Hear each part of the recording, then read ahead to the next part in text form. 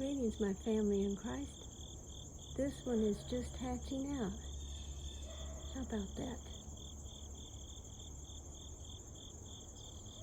He doesn't have his wings fully uncrimped yet.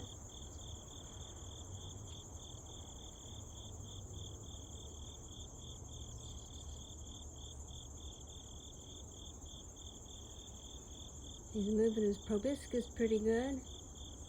He's checking things out. He said, I didn't have that before I went into my chrysalis.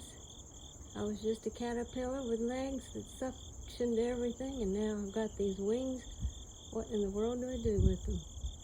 And what is this proboscis? And my antennas are a whole lot longer. Goodness gracious, I'm a new creature. That's what we can say whenever we die and go to heaven. We're a new creature. And that's what God says in His scripture. All things are made new in Christ. While on earth and we're new in Christ, we might not have wings yet, but we are new. We know of His peace and His love and His grace and His mercy. We can claim those. We can claim His agape love. We can claim all of God's fruits of the Spirit, and we can shine His light for others.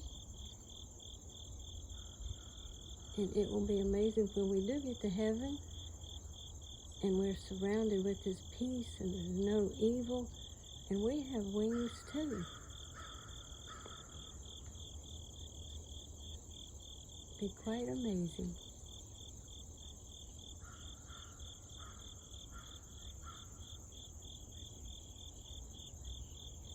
Well, it will take it a couple of hours to transform and get his wings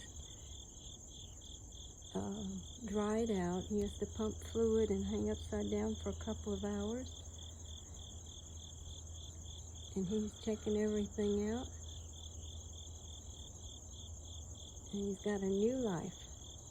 He'll be able to fly up above everything he had to crawl on, just like we will whenever we get our wings.